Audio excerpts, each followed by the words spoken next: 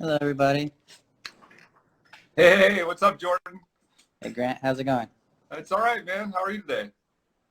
Doing good. Just trying to make sure that I got this setup going. Okay. Okay, perfect. Hey, well, thank you so much for having me on. I know this is something that you've been the passion project of yours, and I'm happy to get to participate. Oh, thank you. I'm glad to have you. Every time I feel I talk to you, we have a good discussion. It's very respectful, and I learn new perspectives. So I'm glad you agreed to it. Hey, right back at you. It's almost like you're a professional thinker to a certain extent. Well, I hope that's a title that we all have, but thank you. Before we get in a little bit into this, I haven't seen you in a while. So how are you doing? I'm doing well. I'm self-isolating here in Long Beach, occasionally going out for groceries, seeing family from afar every so often, but trying to do my best to keep that curve flat. That's good.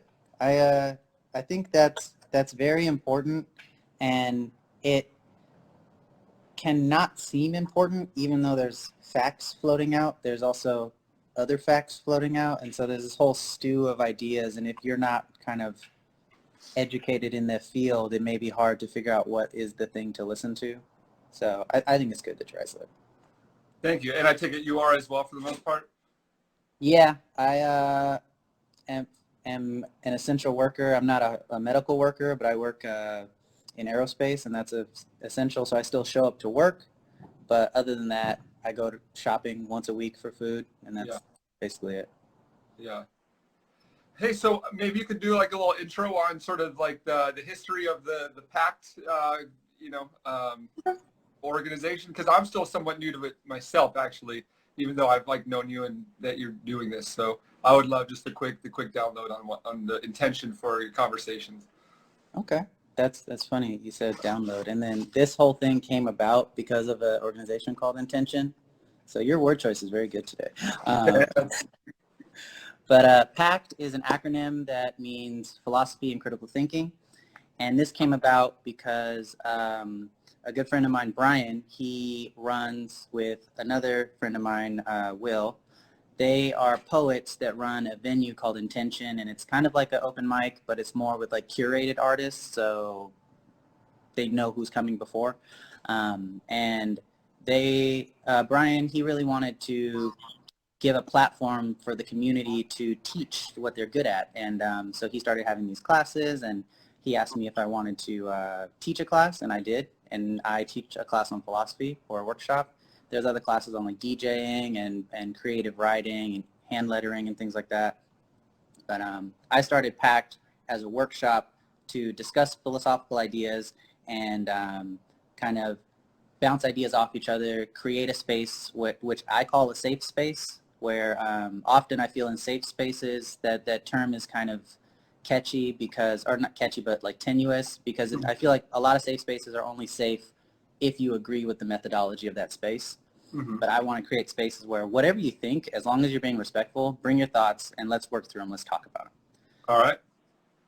PACT has evolved into workshops where I teach a little bit and we talk about that. We have community discussions where I bring a topic and then we just have a talk as a community. I'm not really pushing my ideas too much. I have a podcast now, especially because of the quarantine thing, called Perspectal, where I'm just sharing some concepts that I come up with and that I think are interesting. And then now we're doing reality chat, which is a chance to have people watch interesting conversation unfold. And sometimes it's less pressure when you're not, like, if it's in a workshop, you feel like you have to participate and maybe people don't show up because they're nervous, but this kind of thing is more so people can watch and still have that experience. All right, cool. I love that. I love that whole atmosphere you've just painted there, and I look forward to the conversation that evolves tonight. Okay, so in case, hello everybody that's watching. I'm trying to read, but I'm also really actually trying to talk to Grant. So if you guys are new to the reality chat thing, we have a topic and we're just going to talk about it. We didn't really prepare too much, but that's because I want it to be an organic conversation. And today's topic actually was something that Grant brought to my attention, because I'm always asking for people, what do they want to talk about? Because I don't just want to plug my ideas. And Grant brought a pretty interesting and kind of multi-layered topic that we're going to talk about today. And Grant, you want to bring that up for a second? Sure. Well, I've listened to your podcast, and I really like the approach you take. You seem to kind of start with like a concept, and often from somewhat scientific perspective, and then think about how that applies to life and a little bit more practical. And so, obviously, we're all shut down, and we're dealing with coronavirus and the implications on a few different levels. And so I started thinking about the concept of strength and versus force, and also how then that kind of can lead to resilience, or how resilience ties into that. Because you have from my perspective, what I was thinking when I pitched that to you was just like, the virus itself has a certain kind of strength. It's multiplying. It has its own life energy, if you want to call it that, though I know viruses aren't maybe technically alive, and I'm not a virologist, but yeah, it has its own strength because it's impacting people and it's multiplying. But then we also, as people, have the strength to overcome it if you get sick, but then also to band together and kind of limit the impact that it has on us. So I pitched that to you. You seem to run with it. So that's kind of what led us here to now. Yeah. Thank you for introducing that. When you pitched me the original idea, I was like, man, that's a lot of words and just the concept. Please explain. But I think you did a wonderful job right now for everybody that's coming up to speed. And I did a podcast pretty recently on something called tools, and I think it applies very well here because I think a lot of things are tools where, like, there's this phrase where guns don't kill people, people kill people. Mm-hmm. And the gun is not a good or a bad thing. It's a thing. And what you do with it can be good or bad depending on your moral compass. Mm-hmm. And I think everything is like that. Concepts, objects, like everything is a tool. And depending on how you use it, it can become good or bad. And you're talking about strength. And we can look at strength from the virus having strength and how that manifests in what it's doing. And then how people have strength and how that manifests in how we're reacting to it. And there's a lot of different ways you can look at each word and apply it to different concepts for the same kind of idea. And I like how you said that. Well, and I love that you're tying in tools to it as well, because even just something like a tool, like a hammer, I don't know, maybe this is maybe you can help with some of the definitions. I know sometimes I can start with definitions, but like how would you define strength? And because like for a hammer, for example, is the strength of the hammer like its inherent physical property that it's made of steel or of whatever it's made of, or is it, or maybe this ties into force, where it's like with the force that you create when you swing a hammer, that then drives the nail in. So I mean, do you have your 2 cents on that? I do. It's funny because I thought you might, so I have definitions written down. Perfect. Because I'm actually using my dictionary for my stand, so I was like, oh man, I'll reference the dictionary right now. Oh, nice with the multitasking on the tools. What's up, everyone who just joined? Oh yeah, dude, we're getting some viewers. Hey, people. But strength is a noun, and it comes from Old English. Strong or strang is an Old English word that means physically powerful. And the word strength as a noun today means the capacity of an object or substance to withstand great force or pressure. Mm-hmm.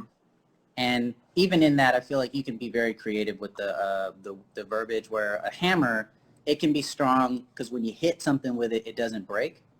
Or it could be strong because it's very good at what it's doing. Mm.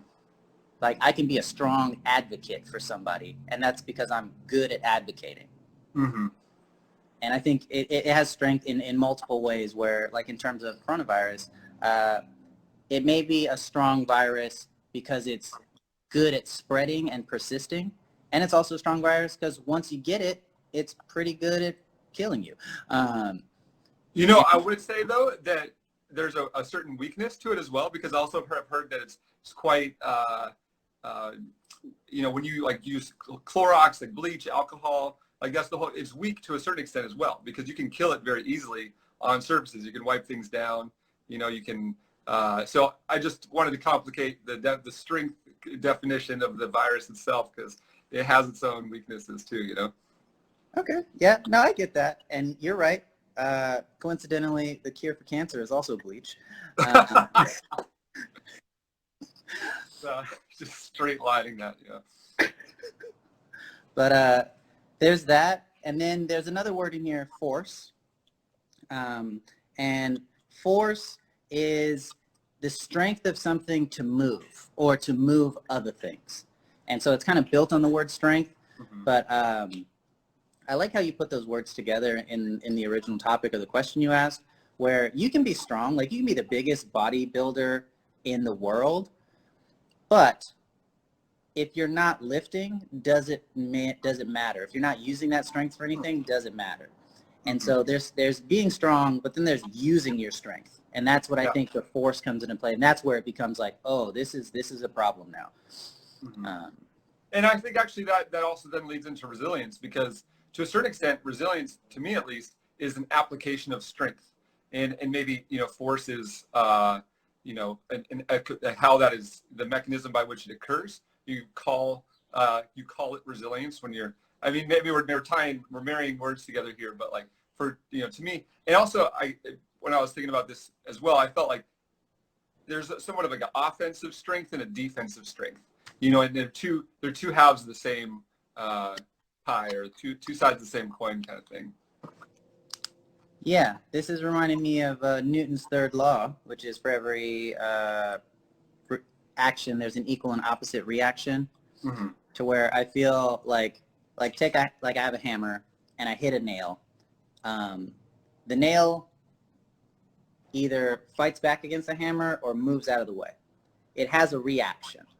But if the nail didn't break, it had to have some amount of strength to stand up to that hammer, even if it got pushed out of the way. And there's this force, like this hammer blow, that the virus is kind of dealing out because it's coming at us. Yeah. But then there's this other strength that's a different type of strength because it's more defensive, like I think you're saying, where we are, taking that blow and trying to deal with it and trying to survive with it individually, in our families, in our communities, and like as a whole world. Exactly. So I want to take a second to kind of check in on you. I think checking in is very important. And also ask a question, double up. How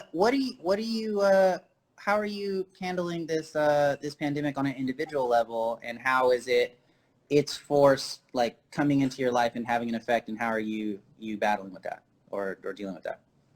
Well, thanks for asking this. I agree with you. I appreciate checking in, and so it's nice to have you ask. On a personal level, I know I have felt stress. Like I said, I'm self-isolating. I do actually someone told me that in Italy, I believe, that comparatively to here, we're still living lavishly. That it was very, very regulated, how your movement outside of the house. And so I still go for bike rides in my neighborhood. I noticed though the kind of the presence of the change because I live near the beach. So the beaches are closed. So that is kind of like an example of how this has affected us on a grand scale, and I'm seeing that, like, it's right there in front of me. So on and so forth. So I have done my best to develop routines and stick to doing the things that I know bring me stress relief. So for example, like exercising has been really important to me. We do capoeira together. We haven't been able to go to the capoeira studio. Shout out Arte Luta Capoeira.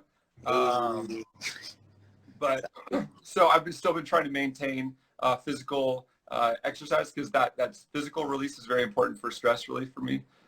Eating well and getting enough sleep. I feel like those are kind of like three pillars for success at any time, but it almost seems like more important now because we have this new kind of stress created by the coronavirus. Does that answer your question?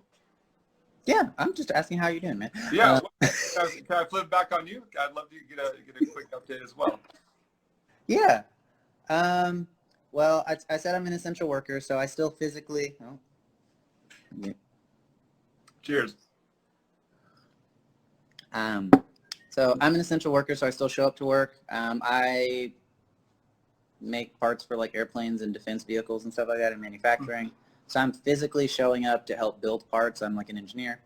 So I have to do that. I go outside, and I think I'm very lucky in that I still have a job. My job still pays me. And because I live alone, it would be extremely lonely to sit in my house all day. So I do get 8 hours a day to go deal with people. Yeah. So that's nice. Absolutely.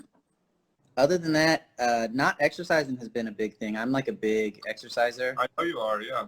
I go do something like every day, but it's been weird how, like once the quarantine started, I think I've exercised like twice, and I haven't felt the need to. And normally I exercise because my body like gives me urges to exercise. Like I feel like shaky if I don't or something like that. But I've been very calm, so I've been trying to adjust to that. And instead of doing that, I think a lot of my creativity has been put into this PACT project to really try to define it. Like I finally made a website that I told myself I'd be making for like 6 months. I checked it out, actually. It looked really good. Oh, thank you. Yeah, I'm just excited that it works. Like I showed my brother, and he's my brother, he's family. So he's always like, hey, this could be better. Hey, this is a little bland. Right. But I'm like, but it works. I miss you too. Yeah. Yeah, but you saying hey. Yeah, we were talking the other day about like cooking and gardening. She's doing a lot of like different things in quarantine land. So kudos to you for keeping on doing stuff and keeping a smile on your face. But huh? That's awesome. Yeah. You know, speaking of capoeira though, and like our capoeira friends here, you know, it was one of the things I was also thinking about in regards to this like whole topic was, you know, where do you derive strength from? Where do You know, derive on a personal level. And for me, when I was thinking about that, you know, obviously there's sort of like the individual strength that you can cultivate with, you know, exercise, eating and eating well and sleeping right. But there's also, you know, other ways you can cultivate strength individually. And I find that I derive strength from my partnerships, my, you know, primary partner, my significant other, also my friendships, but also, you know, more, you know, broadly speaking, my affiliations, you know, my larger affiliations, like with, you know, our capoeira school. Those are just to name a few. I could keep kind of rattling off lists about, you know, where you can derive strength from. But, you know, in just even thinking about those things, it made me also appreciate them and like practice gratitude. And I even just found that moment of like reflection and, you know, feeling that appreciation for these people who help, you know, bring me strength. It just sort of amplified, and I really enjoyed feeling that.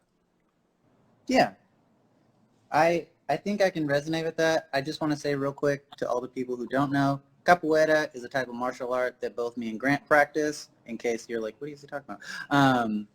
But yeah, we do that, and it's pretty fun, and you should check it out if you have the chance. But where do you get your strength from? I think like that's a tough question because like we were talking about earlier, there's different types of strength. Number one, I think there's the strength to survive and hold your own and basically be a fortress. And then there's the strength to go out and explore and attack other things. And I think the base, the community and the connections and the people that are important to us, those kind of things are like our base. They're our fortress. They're our fallback. They're our safety. And then there's these other things like I think our passions and our curiosity and our values and stuff that allow us to be bold and go out and do things outside of ourselves. Be like, stick up for yourself or do a martial art or finally go to college or do anything like that you don't have to do. And I think for me, I would say my like value and moral system is kind of what pushes me to go do things where I don't really feel like I do anything that doesn't make me the type of person that is better suited to make the type of world I want to live in or make effort to make the type of world I want to live in. And I think that all comes back to, if you've thought about it, if you've sat down with yourself and been honest with yourself, you can understand who you are and what kind of world you want to live in. Mm-hmm. And if it's not that, then I feel you are to some extent compelled to try and create that by like being nice to people, by doing charity work, by educating yourself, like whatever. But I think a lot of that comes from like what you want to see in the world. And then like for me, the fallback, the defense stuff is like my family, Mm-hmm. my capoeira and my rock climbing people are very important to me. Mm-hmm. And then I tend to have a lot of really long abstract conversations with people. So the people that are patient enough to sit with me while I just espouse and blah, blah, blah, blah, blah, all this stuff all day, that's very important to me. Well, I bet you bring a lot to those people as well. I mean, I typically think of myself often as a listener, and I can tell you that I definitely get a lot of enjoyment and satisfaction from listening to other people.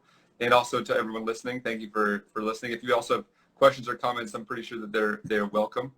That's correct, right? Yeah, I'm trying to read in case okay, anything awesome. comes up. I'm just kind of letting everyone know that they are welcome. That is good to say. So, but you kind of touched on something that was interesting there that kind of piqued my curiosity, and that was that you have this like sort of notion of a world that you want to live in, and that you do things that like lead to the creation of that. Did I understand that correctly? Yeah, I think that's good. Is there like, can you share just like a little bit more about that? Because I thought that was kind of interesting. Like, you've just like written out, you've articulated to yourself, this is the kind of world I want to live in, or is it more sort of like on a subconscious level, like, I want to, generally speaking, live in this world, but maybe haven't fully defined it to yourself? Well, I think it's very difficult to fully define anything. I think that the practice of trying to define something, you try to create a box for it, and that by definition will make it so you cannot define it. Right. It's like the difference of riding a wave and trying to ride a wave, where if you're thinking about it too much, you can't ride the wave. But if for anybody that surfs, or feeling the rhythm, if you're trying too much, it won't work. I think that in terms of what I'm trying to do, it really is just a manifestation of my values. And if there's an idea from Immanuel Kant, he was like the dude that like sparked off the philosophy kind of run in the Renaissance era, I think after the Middle Ages, Dark Ages, whatever.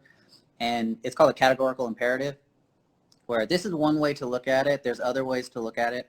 But there's this idea where like, how do I know what's good and how do I know it's bad? And he does a clever thing where rather than trying to define good and bad, which is like openly acknowledged is like extremely difficult to do, like what is good and what is bad, he comes up with this kind of test, and it says like, okay, so pick anything like mowing your lawn, and then say, well, what if everybody mowed their lawn? Would things still be okay? And then you're like, yeah, I mean, it was fine. It was cool. It's like, then that's okay to do. Stab your neighbor. What if everybody stabbed their neighbor? Would things be okay? No. Probably not. Yeah. And so in terms of using rules like that and heuristics and also combining with values, like what kind of stuff do I think is important, and what kind of stuff basically I feel when you get down to it and you get a therapist and all that kind of stuff, it's like, what kind of stuff do you wish you had when you were growing up? Or, oh, this would have been so much better if I didn't have to deal with this and all this kind of stuff. And you try to create those things outwardly in the society so people don't have to go through the same struggles you did. Mm-hmm. And like one of the things I'm doing right now is PACT, because I have struggled to find places where I can talk openly and not be afraid of having the politically correct police come after me or have people shut down and not want to talk. Like, I just want to talk and not offend people, not be right or wrong, just share ideas and grow. And I've found that there's places that look like they can be that, but it's very difficult in my experience, at least where I've lived, to actually find those things. So I was like, well, I'm going to make these things. And that's kind of the idea of creating the world you want to live in. Okay. Well, maybe we could jump into that real quick. Let's get a little dicey here. You ready to roll the dice a little bit? Sure. All right. Well, so one of the things that I have found has been obviously like a little bit like, contentious recently, especially kind of to bring it back to this idea of like strength, force, and resilience, and in the context of which we're living, is people not wanting to social distance or self-isolate. And there's protests happening. People are fed up with wanting to stay at home or be told what to do, Mm-hmm. and it's challenging. I think, and because that was the first thing that came to mind when you were talking about that heuristic. You called it heuristics. That rule of heuristics from Hume that said, if everyone did what you did, would it be okay? And so I think maybe it's kind of, let's try like applying that to this context. So because I think part of the frustration with people going out and protesting, or people wanting to end the social distancing measures, is that if everyone went and did that all at once, then it kind of undoes the work we've done. Correct? Am I on anything here? I think you're coming at this from two ways. Mm-hmm. Where one, if everybody did that, would it be okay? Mm-hmm. And then like, what would happen if everybody did that? And I think okay, like, because the categorical imperative is still kind of laced with subjectivity, because Mm-hmm. what does would be okay mean? And so like, if everybody goes out and protests, and then 50% of all the people on the planet die, and because of coronavirus, and the other 50% are okay, and then coronavirus is not really a thing anymore because all the people affected by it are dead, and we basically pulled like a Thanos thing. I don't think that's okay. But Well, yeah, no, I agree with you, especially at 50-50, but like let's go like more towards like a mortality table. Let's say, and I'm not again a virologist or an expert on like the mortality rates, but let's say that maybe in just an isolated setting there's a 1% mortality rate, but then if you had impacted hospitals, it jumps up to 5%. Let's just use 5% maybe as like an extreme. Is 5% death okay? Someone's going to say that it is. I think this really falls very hard back into what you believe is important and what you want the world to be. Mm-hmm. Because like I'm saying, I'm doing this PACT stuff because I feel like having conversations and learning stuff is important. And right now other people think haircuts are important. Mm-hmm. And sometimes, especially there's this thing about humans that typically humans have no ability to conceive large numbers.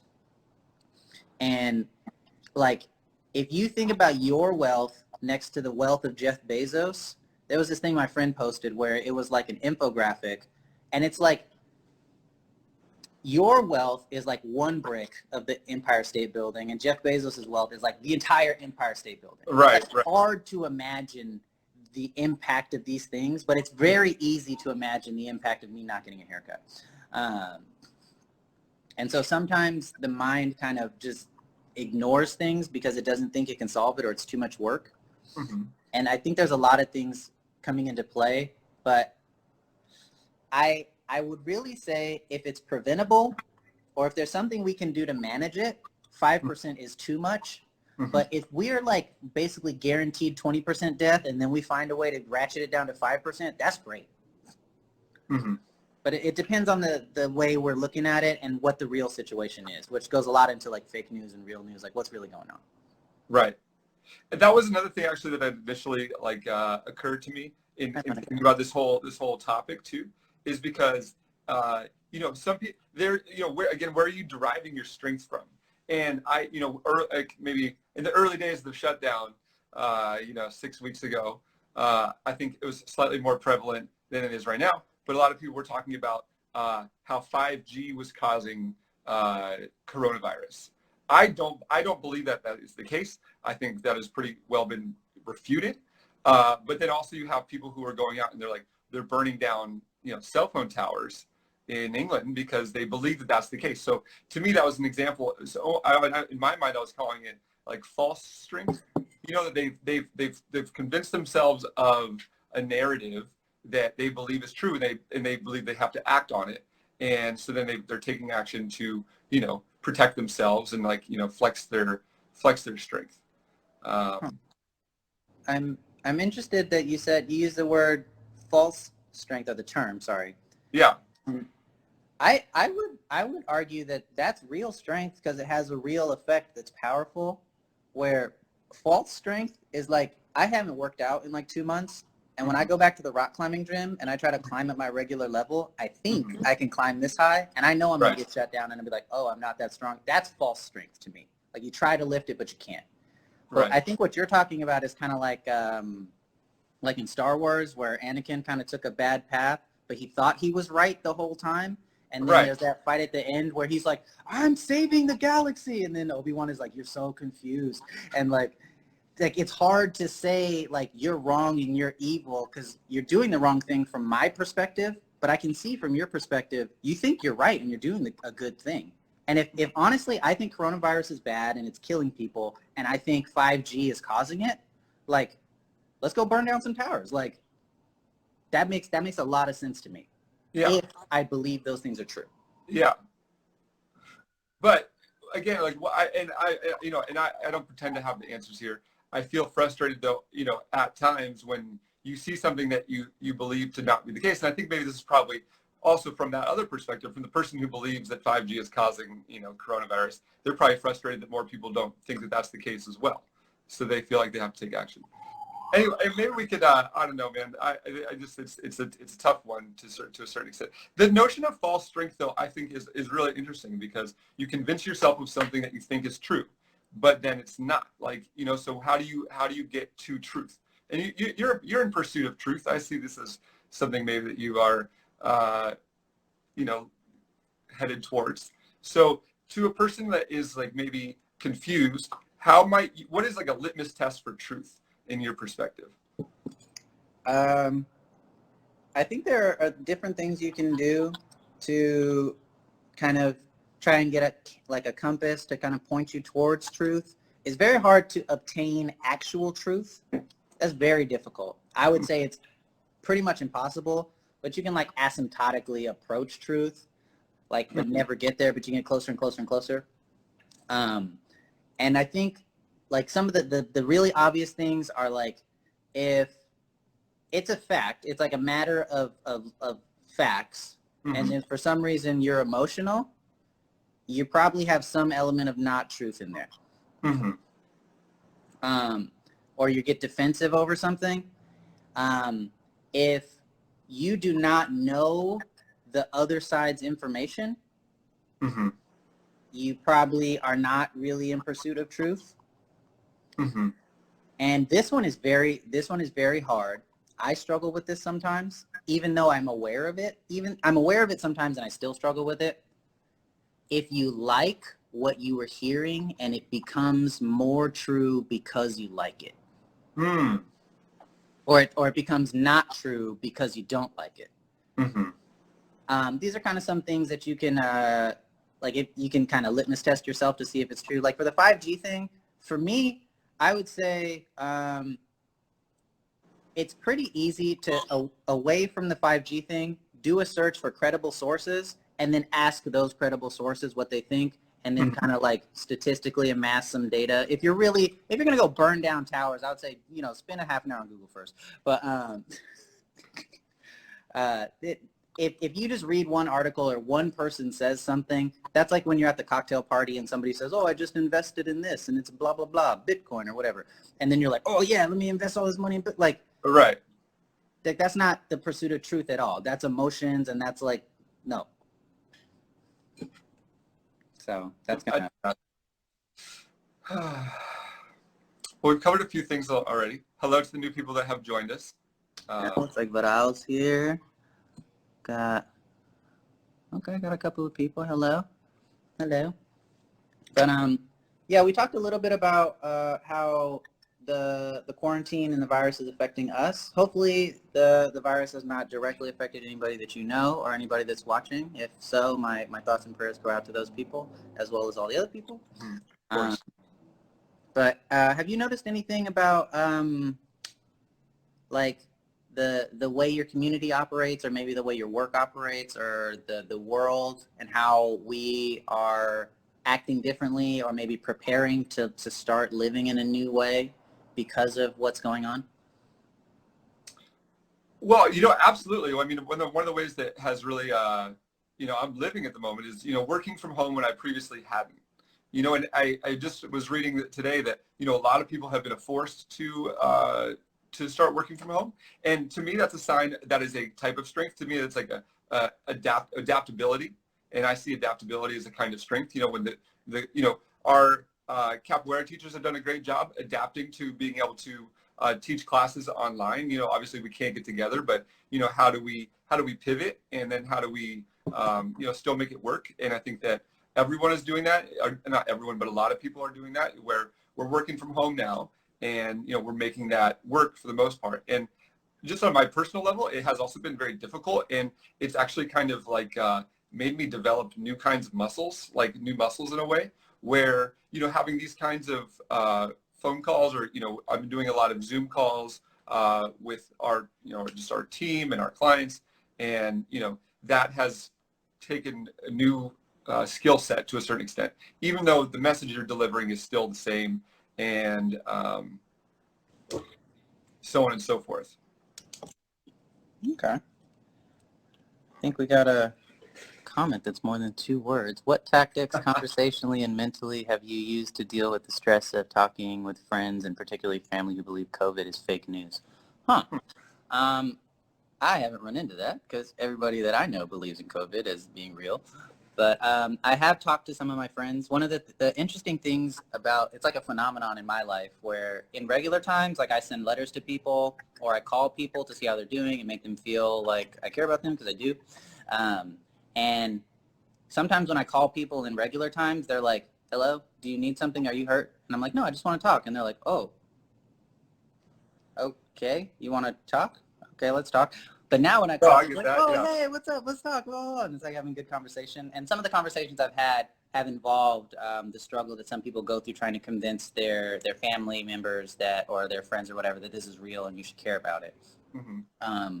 And I'll be honest, like in the first little bit of time when this started happening, I was like, like in my mind, it was like, there's a lot of pandemics that happen around the world, and they're very dangerous in those places, but I'm not in that place. So, all right, whatever. But as it got more, I was like, okay, this is more and more of a thing. And I think really it's about being patient and listening to the other person and see where they're coming from. Because I think often what we're trying to do is ignore what we perceive as anti-logic and like shoot in the thing that we think is the truth. But then if you turn around and look at the other person, that's exactly what they're doing to you. And so then you get in this stalemate. But if you break down and you say, look, what do you think this is? Can you show me what you're talking about? Honestly, when you ask somebody to explain themselves, if they're talking craziness, most of the time their craziness breaks down when they actually have to explain it. Mm-hmm. And I think that's a really good tactic for this. Yeah, I would piggyback on that and just say, when you no longer come at someone oppositionally and say you're wrong, I'm right, like that polarity, I think is off-putting. So and someone can sense when you are kind of out of pole with them. It's, you put 2 magnets together and they're not going to want to connect.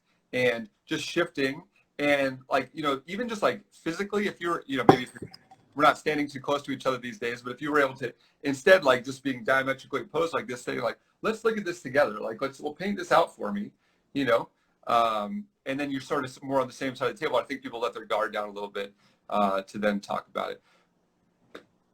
But yeah. Some people also can't be convinced. So, at some point you also just have to hang up the hat and just say, Yeah, I think understanding whether or not it's a matter of truth and logic is very important in order to continue the conversation. And if it's not a matter of truth and logic, it's not really too worth it to dive too much into it, because you're not convincing someone. They might believe something, and it's like trying to knock on your door and be like, hey, can I unconvince you of the religion you practice? And they're like, no, that's not gonna happen.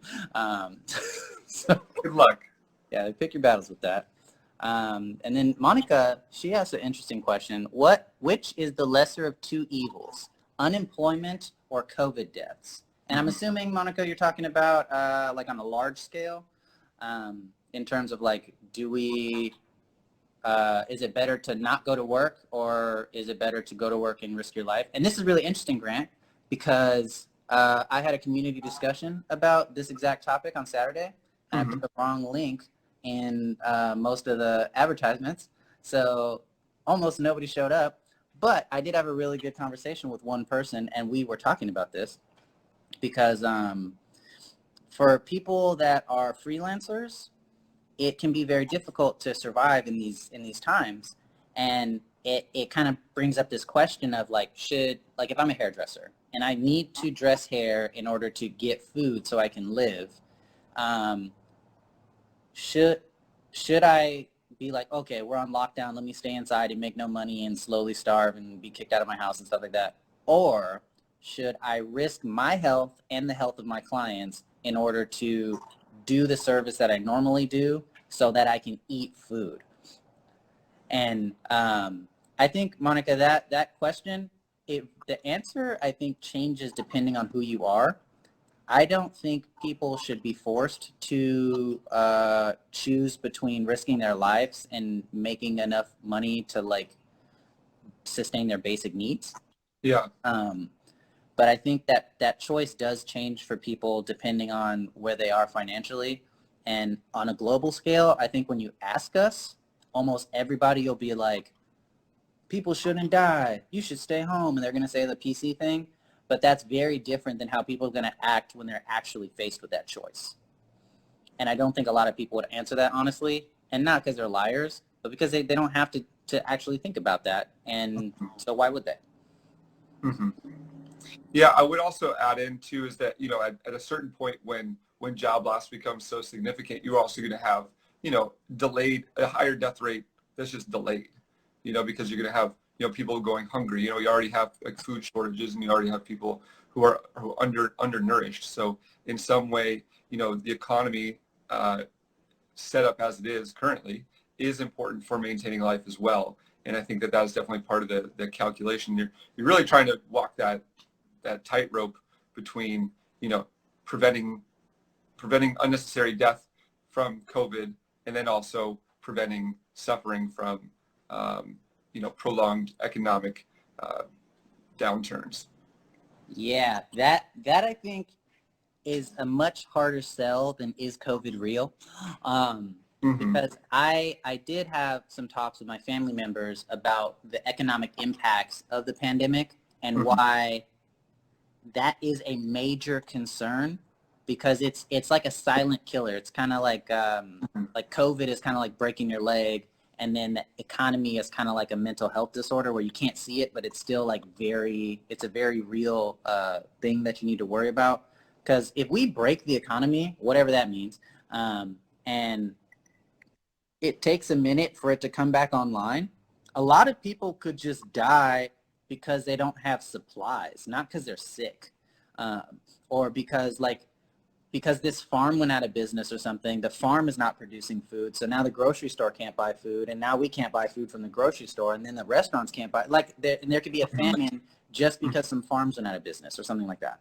And that's an economic problem that may have been caused by COVID, but I think the balance, and that's why we have this whole essential idea where we're trying to keep people at home and keep people safe, but also not long-term jeopardize everybody's ability to get to food and things they need.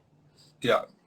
I would also tie that back in just to like personal strength as well, because at a certain point, like you and I, we're having this Instagram live conversation. We got a few friends joining us, but like we're not the policy makers, you know what I mean? And so at some point, like even though we have the ability to say like, I'm not gonna put myself at unnecessary risk. I'm gonna wear, my mask. I'm still choosing to wear a mask. I'm, limiting how much I'm going out.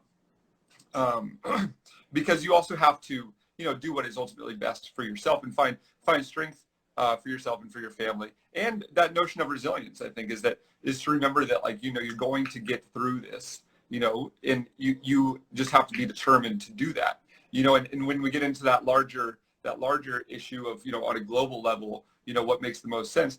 I personally can get lost a little bit in the ether sometimes, and also very emotional about it, because all of a sudden something strikes me as unjust, and that actually, it ends up stressing me out eventually. And I think, again, just as far as like striking balances go, you have to know, this is when it's time to raise your voice and say, I'm not going to stand for this. And then also, like, at what point, and this was kind of ties back into the previous conversation of, someone doesn't believe in COVID, when do you just, hang up the hat and not deal with it? Can I show you with one example though, actually, of when I put this into effect? Go for it. So we live in a neighborhood. We have several neighbors nearby, and we had a small gathering that was intended to be socially distant, but it kind of started bubbling a little bit because I think people are inclined to see each other, and so want to socialize. Yeah, exactly. And so it kind of ballooned a little bit, and so when the numbers kind of went up, it went from 5 to 9, I think it was about. And so then I looked around, I saw people didn't have their masks on, and this was about 2 weeks ago. So I said, hey, can I get everyone to put their masks on?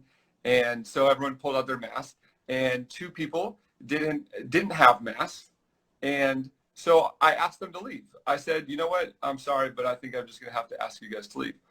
And to me, that was a moment when it made sense to I'm gonna act on my values and act on my personal beliefs in a way that I think is going to be protecting myself and those around me. And it made sense to me in that moment.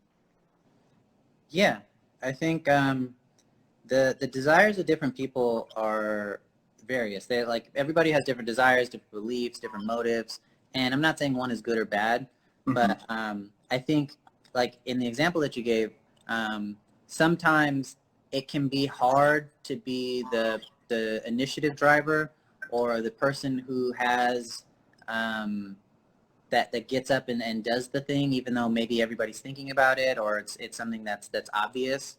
The person that acknowledges it, that can be a difficult person, and they can become the enemy or whatever.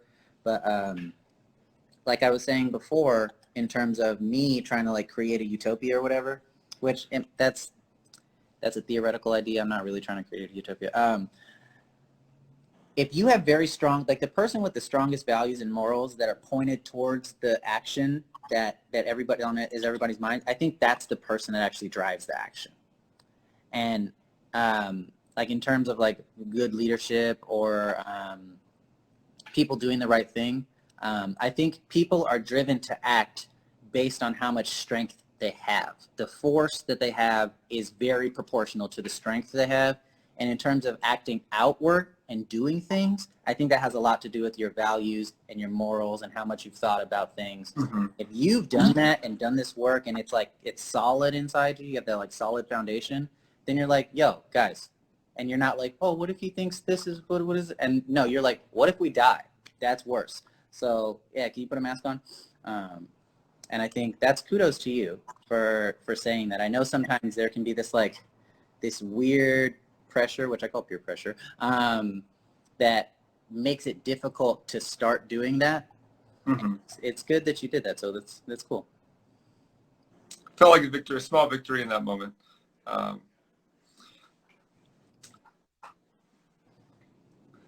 Okay, so we've gone over a little bit of stuff. I think the point of this was to talk about how on the individual level people are dealing with COVID, and then how that balloons out to on a mass level, how we're dealing with it as humans. And I think one of the things I wanted to talk about, but we haven't got to, is in terms of us having strength. Sometimes you don't know what your strength is until a force comes to test you. So the idea where a mom lifts a bus because their child is under there. But right. This mom is not a bodybuilder and didn't train for this. We didn't know she was this strong. But when something forces her to do it, she's I'm lifting this bus. I got kids under there. Uh-huh. How do you think that plays into this force of COVID coming at us as humans? Does that kind of get us to step up, or has it provided any opportunities for us to show our true strength or come into our own? Well, I mean, I think it's absolutely happened. Just from the get-go, people, maybe not as quickly as one would have hoped, but once it became very apparent that this was going to be a very serious issue, I think people mobilized pretty quickly in terms of shutting things down for the sake of the greater good. Okay. Would you agree? I think that the shutdown of different things for the protection of people was at the same rate that people accepted information. Hmm. And so in places that it seemed slower, I don't think it was people didn't care. I think it was more that they weren't convinced. Which I would say, yeah, like I'm a business owner that's basically running paycheck to paycheck, and you're telling me how to shut down my business, and you better be sure that this is true. Like, Right, right. so I definitely understand that. Um, but I think we've done a good job with that, and I think further than that, I think especially because this is the kind of thing where most people are affected. Like almost everybody is affected. This is not a women are affected. This is not a children. This is not a black people are affected. This is like an everybody is affected thing. I think it's this rare opportunity for us to not be able to introduce our prejudices in order to not act because it affects everybody. And so it's allowing people to, I guess, tap into their empathy and like be nicer to people and be more respectful of people. So like I'm more respectful of other people's space now because of the social distancing thing. I ask my friends how they're doing and I send them letters and sometimes I send them food or whatever if I can because I still have a job. Yeah. And it's not like I feel bad. It's that I want to help and I'm trying to figure out ways I can help and I'm starting with the people I know. Yeah. So I think that Al's trying to ask something. I think you have to protect yourself and your loved ones, the community from the first punch that comes on you. Then you prepare for the second punch. What do you both? Oh, like is like the first and the second wave of the pandemic. That idea. Yeah, and you could also say maybe the effect of first is COVID-19, the second is the economy. Yeah, that's kind of what I was thinking. Um, I think that's absolutely spot on. And also this is where to me where I felt a lot of initial frustration was the lack of preparedness. From the like the national level. We had sort of the indication that this was already bubbling up in China.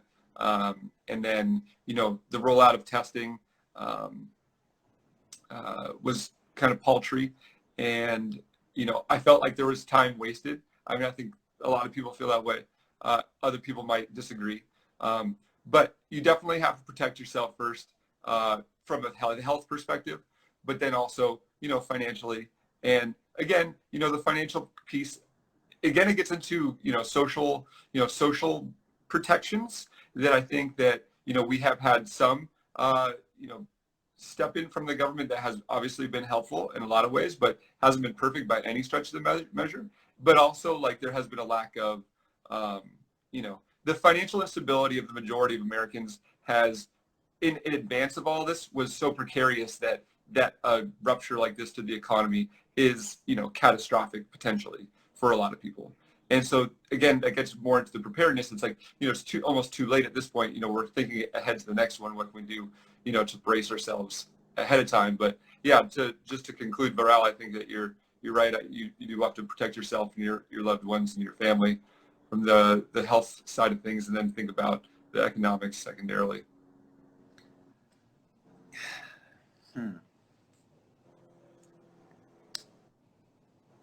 I think that